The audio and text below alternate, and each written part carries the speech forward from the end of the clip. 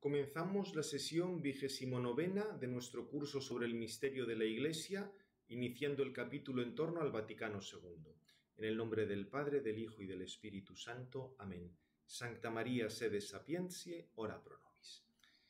Después de haber terminado en la sesión anterior la eclesiología que había girado en torno al Vaticano I, vamos a pasar en esta al tema que nos va a hablar del Concilio Vaticano II, porque ha sido, digamos, el gran acontecimiento eclesiológico que vino después. Lo que pasa es que antes, como os indico aquí, tenemos que decir una serie de cosas de la encíclica Mystici Corporis de Pío XII, porque en cierto modo culmina toda una elaboración eclesiológica previa que venía desde el Vaticano I, pero insistiendo cada vez más en la Iglesia como cuerpo de Cristo, lo cual daba una interpretación propiamente, diríamos, teológica de la Iglesia. Frente a la tentación de insistir demasiado en las cosas jurídicas, la Mystici Corporis insistía mucho en el aspecto propiamente teológico, y fijaos que está un poco dentro de ese interés por la Iglesia que culminará luego en la Lumen Gentium o en todo, digamos, todo el movimiento en torno a la Iglesia en la época del Vaticano II. El Vaticano II, como os digo aquí, se va a centrar en temas de la Iglesia con el deseo de expresar de una forma más pastoral o más divulgativa, o como se quiera decir, la historia de la salvación y la naturaleza propia de la Iglesia, teniendo en cuenta además las preocupaciones antropológicas de la época. De todos modos, el gran texto sobre la Iglesia fue la Constitución Lumen Gentium, en la que se presenta la Iglesia como sacramento y desarrollará temas como la noción de pueblo de Dios, el carácter sacramental del episcopado o la colegialidad misma de los obispos. Otros textos del Vaticano II que tuvieron que ver con la Iglesia fueron textos sobre el ecumenismo, las misiones, la libertad civil en materia religiosa o reflexión sobre otras religiones. En el pontificado de Pablo VI, además de la aplicación del Vaticano II, tenemos como texto doctrinal el resumen muy logrado en el credo del pueblo de Dios. Mientras que Juan Pablo II llevó a cabo toda una serie de reformas, como la del derecho canónico, el catecismo, y trató temas sobre el ecumenismo y las misiones, por ejemplo, en diversas encíclicas. Ya en la época de Pablo VI y luego en la de Juan Pablo II, la precisión de algunos puntos eclesiológicos correspondió a intervenciones de la Congregación de la Fe, llevada por el cardenal Ratzinger, que luego fue Benedicto XVI. O sea que este es un poco,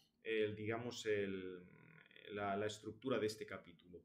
Diremos toda una serie de cosas sobre la Mystici Corporis, pasaremos luego al contenido eclesiológico del Vaticano II, nos centraremos en la Lumen Gentium, que fue el texto principal, sin ninguna duda, para este tema, y luego otras intervenciones magisteriales posconciliares en cuestiones que tenían que ver con la Iglesia. Esta es un poco la estructura que vamos a seguir. Bien, lo primero, como os comento aquí, tenemos recordar un poco cuáles fueron los desarrollos de los temas después del Vaticano I, sobre todo en los pontificados de Benedicto XV y Pío XI. Obviamente se desarrolló mucho cosas que tenían que ver con la autoridad y la jerarquía. De hecho, si nos fijamos en los manuales, estaban un poco bajo esa línea del espíritu del Vaticano I. Exponían obviamente la letra, pero estaba un poco ese espíritu de exaltación de la autoridad. Había un enfoque centrado en el tema de la autoridad, del poder enseñar en la Iglesia. Fijaos que además aquí con el tema de la crisis modernista esto se vio, acrecentado, porque se pensaba que lo mejor para la crisis modernista era la autoridad. Ciertamente hacía falta la autoridad, pero también había que saber dónde estaban los errores de los modernistas y saber argumentar y mediante la razón mostrar que aquello era falso. Hay un enfoque, que se fija más en lo visible, en lo jurídico, en ese sentido un enfoque horizontal, como más organizativo. Obviamente el puesto central lo tenía el tema del primado del Papa, tanto en los manuales como luego en cuestiones de derecho canónico, una imagen jerarquizada de la Iglesia y el método al tratar la eclesiología era prevalentemente apologético, como justificar la enseñanza de la Iglesia. Lo que pasa es que no faltaron reflexiones que eran más propiamente teológicas. Ya habíamos visto todas las reflexiones que venían desde Meller, de la Iglesia como cuerpo místico. Scheven fue un poco en ese sentido.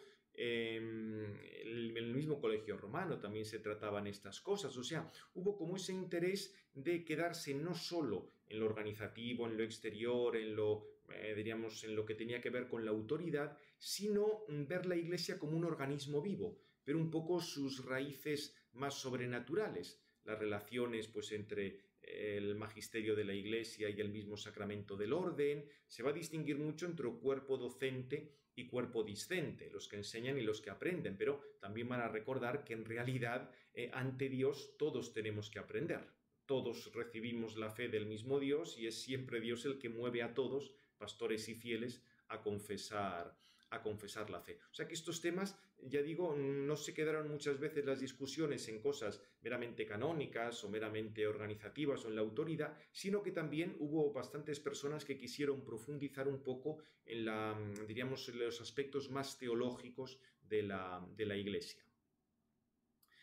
Al mismo tiempo, y sobre todo después de la Primera Guerra Mundial, porque pensad que esto fue la tragedia de la Primera Guerra Mundial, con una cantidad de muertos y de destrucción como nunca antes se había visto en Europa, la caída de los grandes imperios de Centro Europa, toda una época de, digamos, de enorme, de revoluciones y de caer instituciones muy, muy asentadas, y en ese sentido digamos, hubo una vuelta de muchos digamos, al interés por la Iglesia. Era como si la experiencia de la Iglesia como comunidad servía para oponerse a un individualismo exagerado. Y por eso se trataba de presentar a la Iglesia como institución, sí, pero ver un poco como sus rasgos o sus aspectos pues, más sobrenaturales que más podían llenar a la persona.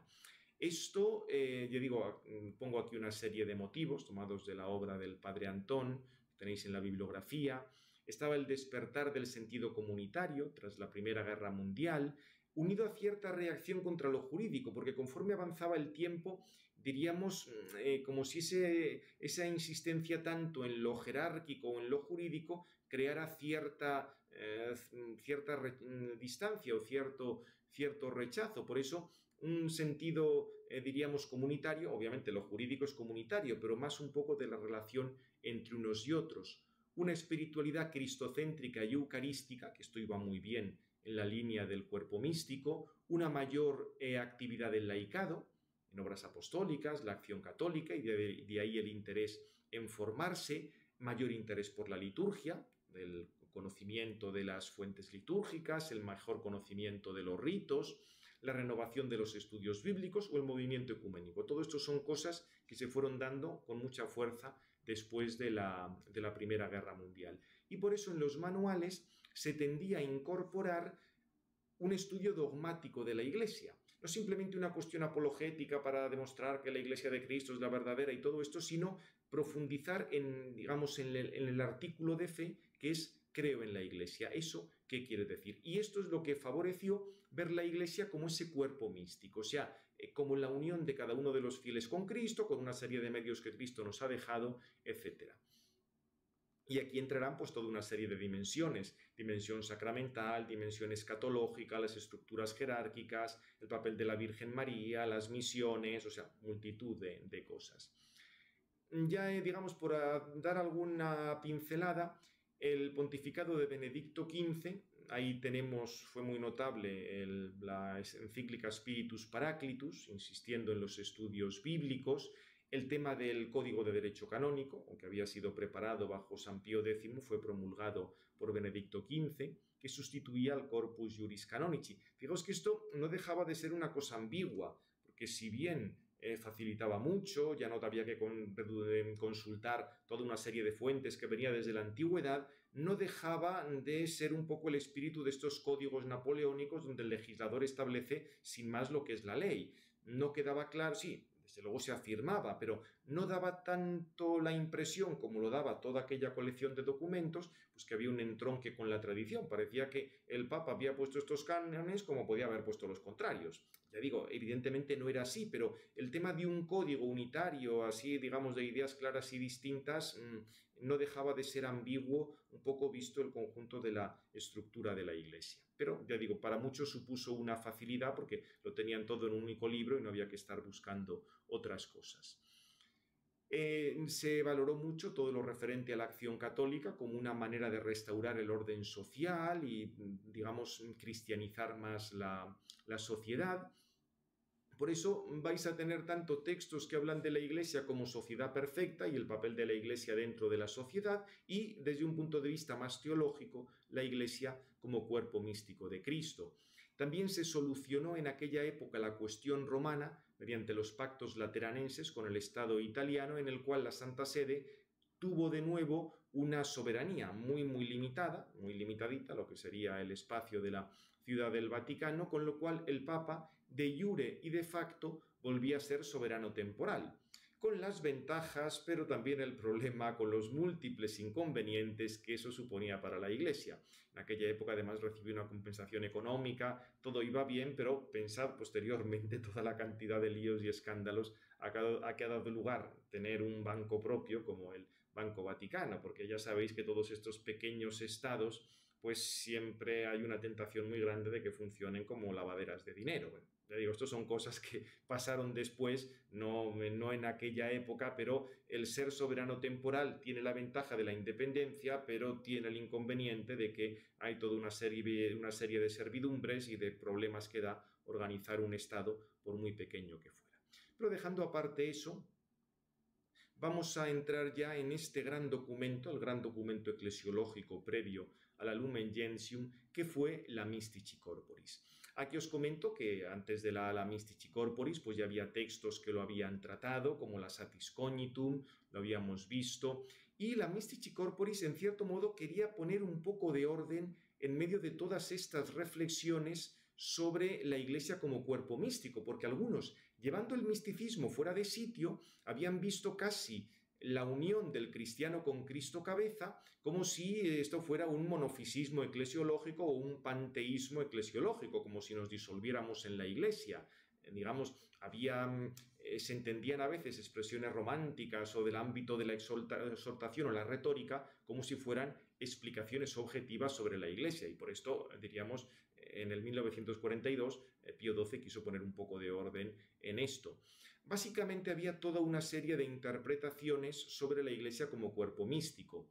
Predominaban los aspectos como si fuera, digamos, en el sentido de un órgano o de una vida, la Iglesia como continuación de la Encarnación, y ahí estaría pues Meller, Scheven o teólogos del Colegio Romano. El peligro era caer en un falso misticismo y no distinguir bien creador y criatura, como si los fieles en la Iglesia quedaran incorporados a Dios y ahí se produjera como una mezcla de creador y criatura, una cosa poco clara. Ciertamente la Iglesia continúa la encarnación, pero no es que Cristo se encarne en cada uno de nosotros o que el Espíritu Santo se encarne en cada uno de los fieles. Ahí había que precisarle un poco las cosas.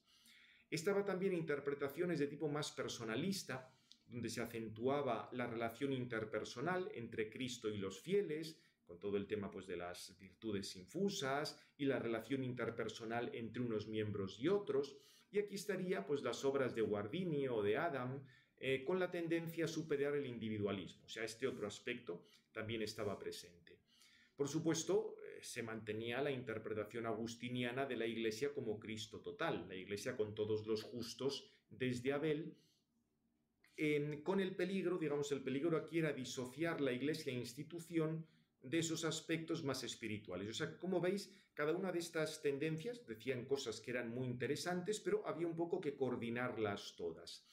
Y, por último, la interpretación corporativa, recordando que también la Iglesia es cuerpo de Cristo, en cuanto que es una institución, es una corporación, es una organización, solo que una organización que está vivificada por Cristo. Esta fue un poco la idea, digamos un poco el principio para organizar toda una serie de intuiciones que estaban ahí y que culminaron en la Mystici Corporis. Fue redactada prácticamente por Sebastián Tromp, un jesuita de la Gregoriana, de máxima confianza de Pío XII, además un latinista extraordinario. La La Mystici Corporis es uno de los escritos. Es cierto que en la época de Pío, tanto de Pío XI como de Pío XII, hubo latinistas extraordinarios en la Santa Sede, pero es que además el que iba dirigiendo la redacción de la Mystici Corporis, Tromp, era también un latinista genial, y por eso es un documento que está muy, muy bien, tiene un escrito en latín, tiene un latín extraordinario. Eso ya desde León XIII se había cuidado mucho el latín en la Santa Sede y en este momento está en su auge.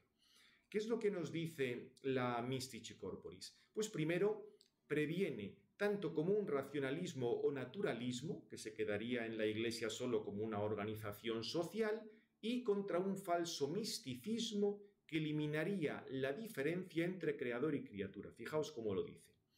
Algunos, sin tener en cuenta que San Pablo emplea en esta cuestión términos con un significado análogo, translata, fijaos aquí lo del latín, no dice análoga, porque análoga es un latín bastante vasto, sino emplea el término translata. Y sin distinguir los sentidos propios y peculiares de cuerpo físico, moral y místico, como sería preciso, hacen algunas afirmaciones erróneas sobre la unidad de la Iglesia. A veces señalan que el Divino Redentor y los miembros de la Iglesia están mezclados y forman, de nuevo el latín clasicísimo, coire qual essere, una persona. Y atribuyendo a los hombres lo divino, someten a Cristo el Señor a los errores y a la tendencia al mal. De esta falacia doctrinal, la fe católica y las enseñanzas de los santos padres se alejan enormemente. Al mismo tiempo, y del mismo modo que la mente y la enseñanza del apóstol de los gentiles los rechaza totalmente, pues aunque une a Cristo y a su cuerpo místico en una maravillosa unión, distingue uno y otro como el esposo y la esposa. O sea que, como veis, estaba muy bien hablar del cuerpo místico, pero no podemos caer en ningún tipo de panteísmos, ni hacer divino al hombre, hacer que Cristo, digamos, tiene las debilidades de los miembros de la Iglesia. O sea, hay que distinguir Cristo y la Iglesia. También la enseñanza fundamental es que la Iglesia es un cuerpo místico que está animado por el Espíritu Santo y hay una auténtica relación religiosa entre los fieles. O sea, la Iglesia no es una mera agrupación social, sino que es algo profundamente sobrenatural. En este texto, es quizá el texto central de la encíclica, se explica que en el cuerpo natural el principio de unidad une a las partes de manera que carecen de la propia subsistencia. En el cuerpo místico hay una unión muy profunda, pero cada miembro sigue siendo una persona. No es que cada uno deje de ser persona por entrar en la Iglesia. Dice, sucede que si consideramos la mutua relación del todo y de los miembros en un cuerpo físico viviente, todos y cada uno de los miembros están únicamente destinados al bien del conjunto, mientras que en cualquier agrupación social de hombres, si atendemos al último fin, se ordena el beneficio de cada uno de los miembros en cuanto que son personas. Y ahora, nunca se deja de ser persona en el cuerpo místico de Cristo. Y dice, si comparamos el cuerpo místico con el cuerpo moral, hay que notar una gran diferencia muy importante. En el cuerpo moral, o sea, en cualquier agrupación pues, de tipo social, lo que sea, digamos una organización de vecinos, un estado, lo que sea, en el cuerpo moral el principio de unidad no es otro que el fin común y la búsqueda común de ese fin mediante la autoridad social. Sin embargo, en el cuerpo místico a esta búsqueda se añade otro principio interno, en tanto que el conjunto del cuerpo, como en sus partes, está verdaderamente presente con su fuerza y es de tal excelencia que en razón de él todos los vínculos de unidad por los que está unido el cuerpo físico-moral resultan superados. Esto es algo no natural, sino de un orden superior. Es más, en sí mismo es absolutamente infinito e increado, el Espíritu Divino que siendo uno y el mismo llena y guía toda la Iglesia. O sea, como veis está diciendo, la Iglesia no es un cuerpo físico que tiene su principio de unidad y hace que desaparezca la subsistencia de las partes, ni tampoco es un mero cuerpo moral, como un club de fútbol, una asociación de vecinos, un estado, donde cada una de las personas está unida porque hay un fin común, sino que aquí ciertamente tenemos un fin común, pero lo que le da unión a todo eso es la presencia del Espíritu Santo que une a los miembros entre sí, ¿se entiende? Y a todos con Cristo. Como veis, está hablando de una manera muy, muy precisa sobre cómo hay que entender la Iglesia. Y va a recordar que la verdadera Iglesia de Cristo es la Iglesia católica, apostólica y romana, y que la mejor descripción es el cuerpo místico de Cristo. Pero atención, fijaos esto. Aquí recordando lo que ya había dicho Pío IX, recordáis que Pío IX había dicho que si alguien tiene ignorancia invencible sobre cuál es la verdadera religión, pues con la ayuda de la gracia también se puede salvar, dice que puede afirmarse la posibilidad de salvación fuera de los límites de la Iglesia. Pero ese sería un estado, diríamos, de una mayor dificultad para la salvación. Y, por supuesto, si alguien se incorpora a la Iglesia, tiene que ser de una manera completamente libre. No se puede forzar, obligar a nadie a incorporarse. Fijaos, diciendo los que no están unidos a la Iglesia, se deben esforzar por salir de ese estado, en el cual no pueden estar seguros de su propia salvación, aunque a veces, como por un deseo inconsciente, insio voto, fijaos de nuevo la calidad del latín, es hiperclásico, un deseo inconsciente, insio voto, estén ordenados al cuerpo místico del Redentor, sin embargo carecen de muchos dones y ayudas celestiales de los que pueden disfrutar en la Iglesia Católica. O sea que puede darse el caso de alguien que no ha conocido la Iglesia Católica o que por lo que sea está separado, no lo sabe bien. El Espíritu Santo puede estar actuando en él en forma de cierto deseo inconsciente. Pero eso no es una situación como para que se mantenga así, sino que tiene que esforzarse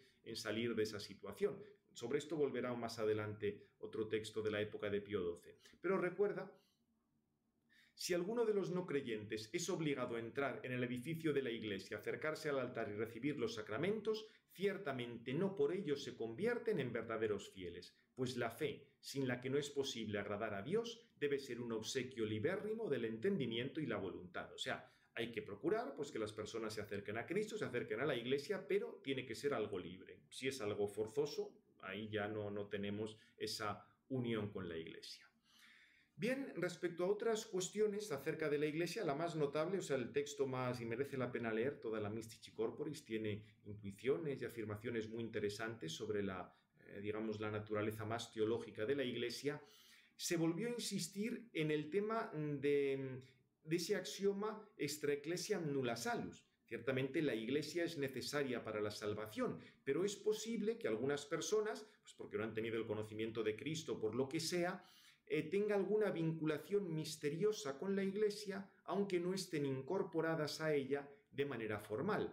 La ocasión de esto fue que un jesuita, el padre Finney, entendía que el extra ecclesiam nulla salus se debía entender en sentido completamente literal, o sea, que si alguien no estaba tal cual dentro de la Iglesia, recibiendo los sacramentos y demás, era imposible que se salvara. Ya veis cómo han cambiado, por lo menos la Compañía de Jesús, poco después empezaron muchos a decir exactamente lo contrario. La congregación, el Santo Oficio le corrigió, porque repito, ya Pío IX había dicho que no, que puede darse el caso de esa ignorancia invencible y que la gracia también podría actuar de algún modo de esa manera. Fijaos cómo lo explicó el Santo Oficio. Dice, a veces, para que alguien consiga la salvación eterna, no siempre se exige que se incorpore formalmente, reapse, a la Iglesia como miembro, pero al menos se requiere que se adhiera con cierto voto o deseo. Voto es desiderio, aquí ya el latín es menos clásico para que se entendiera mejor.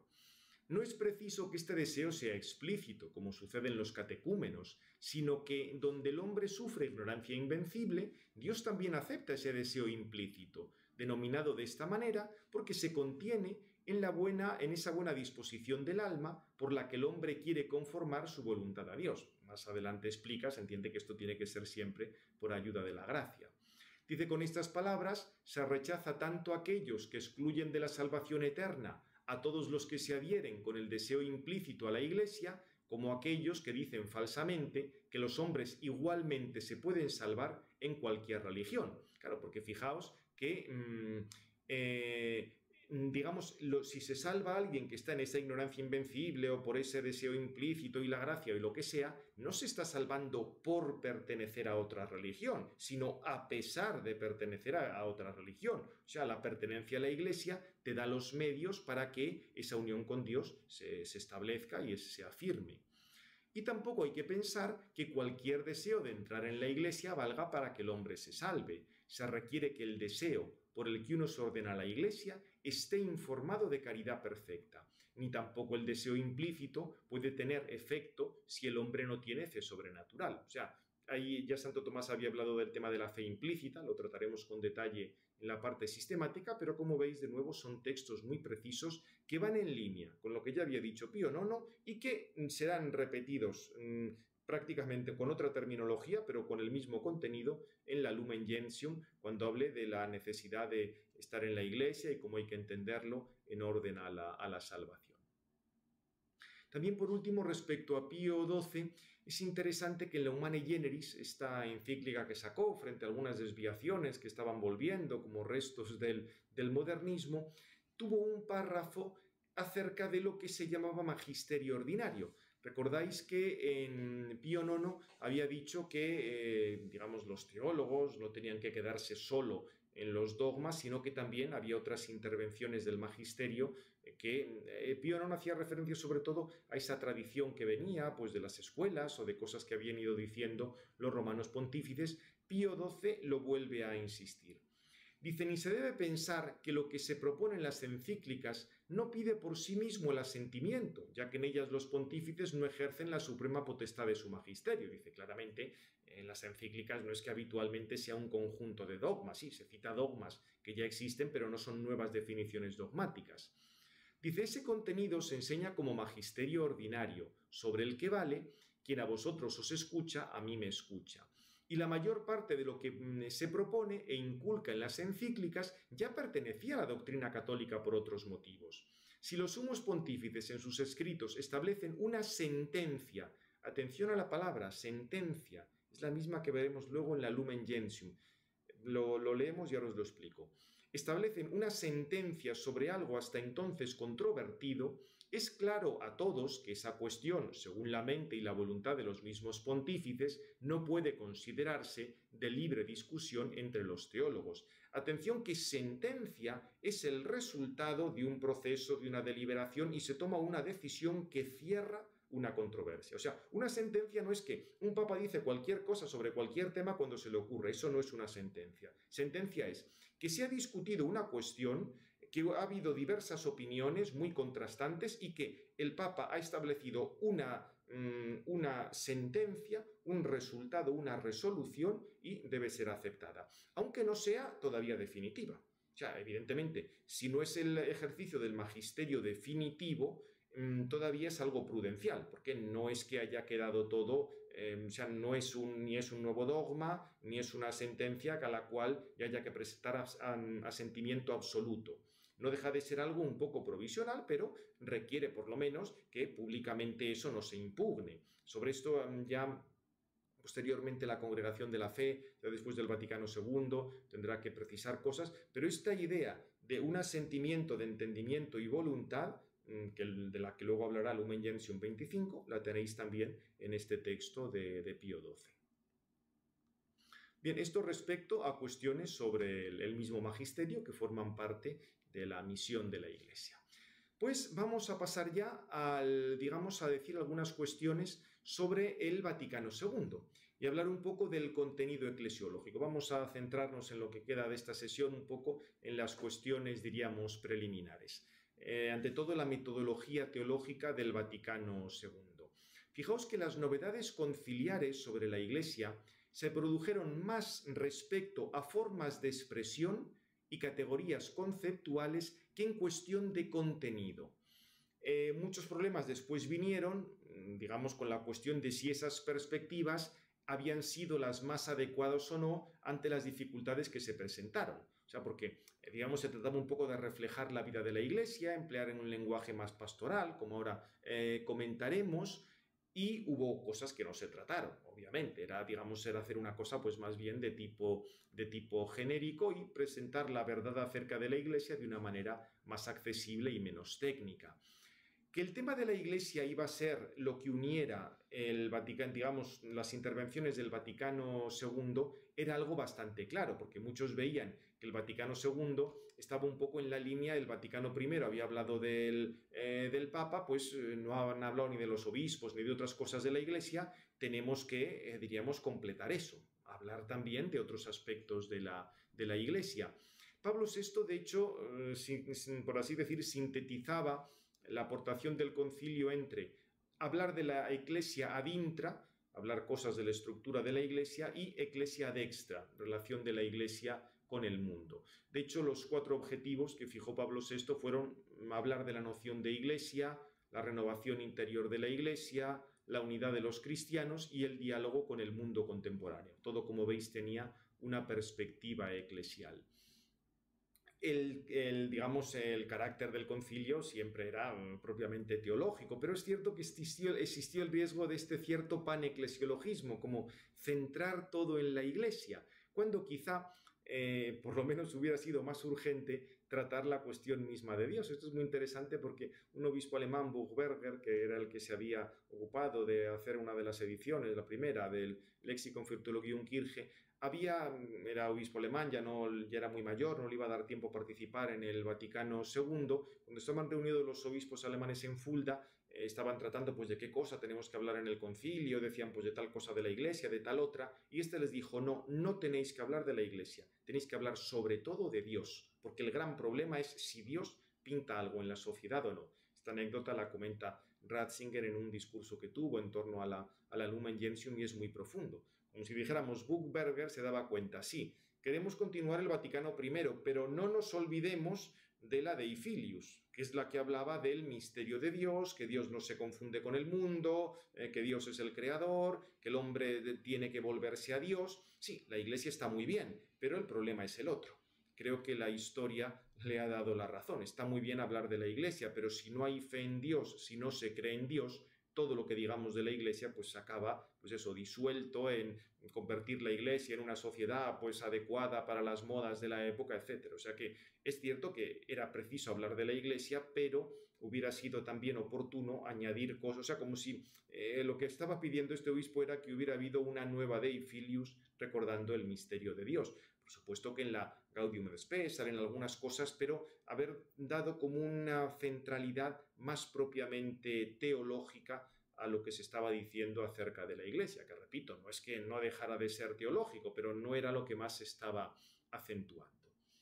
Si nos fijamos en cosas más concretas, estaba el deseo de volver a las fuentes, con una insistencia en la palabra de Dios, también recordar cosas en torno a la tradición, y la palabra de Dios como dirigida al pueblo de Dios en su conjunto, un enfoque de historia de la salvación, o sea, reflexionar sobre el misterio de Cristo y de la Iglesia un poco en la línea de la historia de la salvación. Por eso se valoró tanto la presentación de la Iglesia como pueblo de Dios frente a la presentación de cuerpo místico de Cristo, que era como una cosa, diríamos, menos en plan de historia de la salvación. Evidentemente todo esto era perfectamente legítimo, pero existía el riesgo de perder la dimensión metafísica y caer en el historicismo. Y pensar que si todo depende de la historia, pues esto son diversas interpretaciones que se van dando. Por eso recordáis que luego tuvo en su momento Benedicto XVI que recordar esta cuestión de la interpretación. No se puede dar una interpretación de los textos conciliares del Vaticano II en ruptura de lo anterior, sino que tiene que haber una continuidad, una reforma de las cosas secundarias que son reformables, pero claro, si tú no adoptas una perspectiva metafísica, con lo de la historia de la salvación se presta a ese tipo de interpretaciones que no son adecuadas.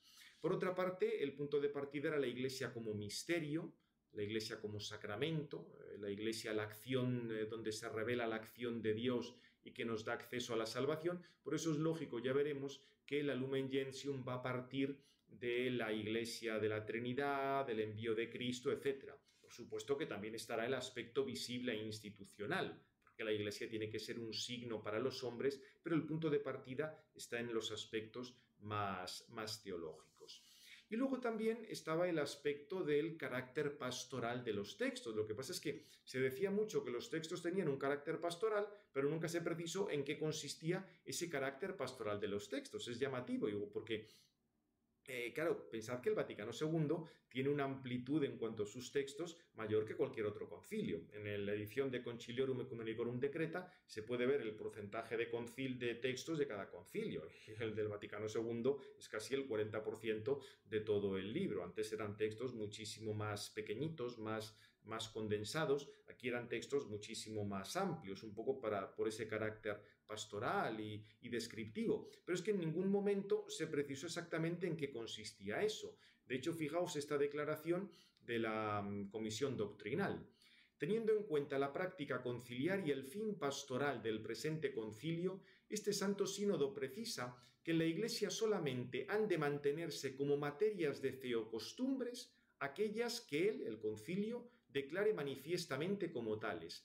Todo lo demás que el Santo Sínodo propone, por ser doctrina del Magisterio Supremo de la Iglesia, debe ser recibido y aceptado por todos y cada uno de los fieles, fijaos esto, de acuerdo con la mente del Santo Sínodo, la cual se conoce bien por el tema tratado, bien por el tenor de la expresión verbal, de acuerdo con las reglas de la interpretación teológica.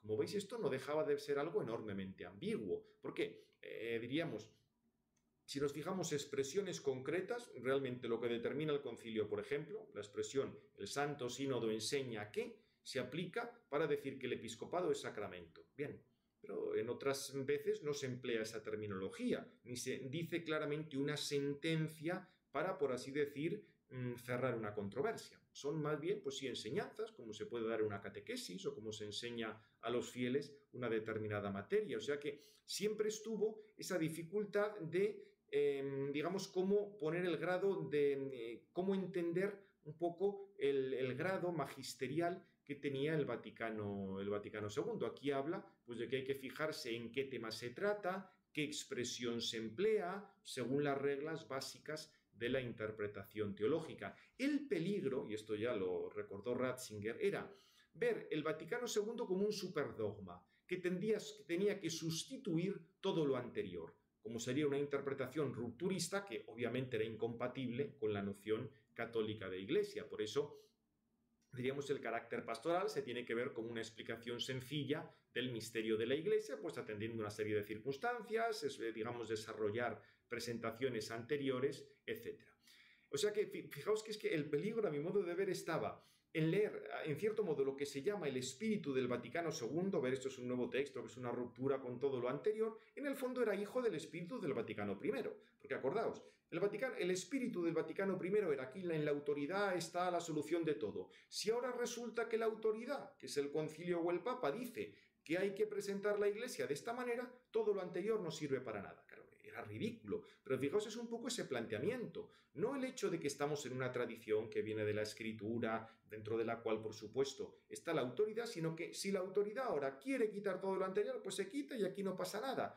Claro, el problema es que por el espíritu del Vaticano I, multitud de cosas se hacían solo porque estaban mandadas o porque así lo decía, punto y basta. ¿Que ahora viene lo contrario? Pues hacemos lo contrario. O sea, un poco como esta falta de estar asentado, de asimilar correctamente aquello que se estaba diciendo. Y por eso, lo que decía Ratzinger, el peligro de considerar el Vaticano II como si fuera un superdogma que anulara lo anterior, lo cual iba contra la letra del propio Vaticano II. Por eso ya os digo que el espíritu del Vaticano II, en cierto modo, es hijo del espíritu del Vaticano I. Bien, y antes de pasar, porque viene ya luego la Constitución Lumen Gentium, sí, aquí simplemente recuerdo algunos aspectos generales de la eclesiología. Tiene tanto presente criterios teológicos y antropológicos, un poco pues las expectativas del hombre de la época, ver cómo, o sea, qué temas hay que tratar, qué son importantes. Y no se trataba de oponerse al magisterio anterior, sino complementarlo y enriquecerlo. Por ejemplo, la colegialidad episcopal complementaba cosas del Vaticano I, el tema de la historia de la salvación, que ya lo hemos visto, incluso con el interés por la escatología, por eso en la Lumen Gentium hay un último capítulo que tiene, bueno, antes del capítulo de la Virgen, que habla pues de esa, la escatología, la Iglesia en camino de esa plenitud hacia Cristo. La idea de la comunión, que aparece mucho, tanto con un elemento vertical como con un elemento horizontal. Lo que pasa es que, diríamos, esto aquí se armó tal, o sea, digamos, había tal falta de precisión en muchos debates posconciliares sobre la comunión que hizo falta un documento de la Congregación de la Fe, Comunionis Nocio, para aclararlo un poco.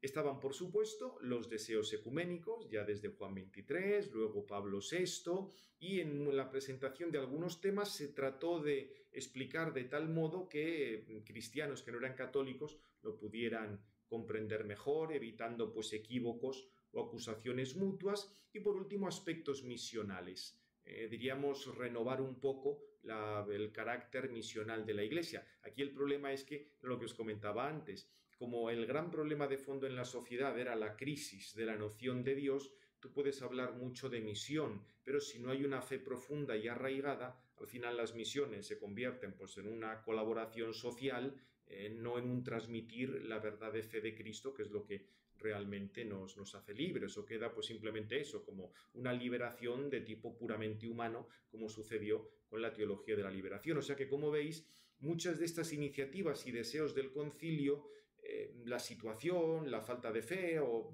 multitud de cosas no permitieron que se llevaran a cabo tal como habían estado dichas o tal como se había propuesto. Este es, digamos, todos los problemas que ha habido en torno a la interpretación del Vaticano II son eso, que eran textos pues muy amplios, que no es que se dedicaran como otros concilios, por ejemplo, como Trento, a ir estableciendo con frases muy claras y muy concretas una serie de cosas, sino que eran explicaciones más bien amplias que se prestaban a diverso tipo de interpretaciones. Y si no había por parte de los fieles o de los mismos pastores una idea clara de fe, existía el riesgo de pensar que esto era como un superdogma que tenía que sustituir todo lo anterior, lo cual claramente era equivocado. Bien, pues lo dejamos aquí y el próximo día comenzamos ya con las enseñanzas de la Lumen Gentium. Gloria al Padre, al Hijo y al Espíritu Santo, como era en el principio, ahora y siempre, por los siglos de los siglos. Amén. Padre, del Hijo y del Espíritu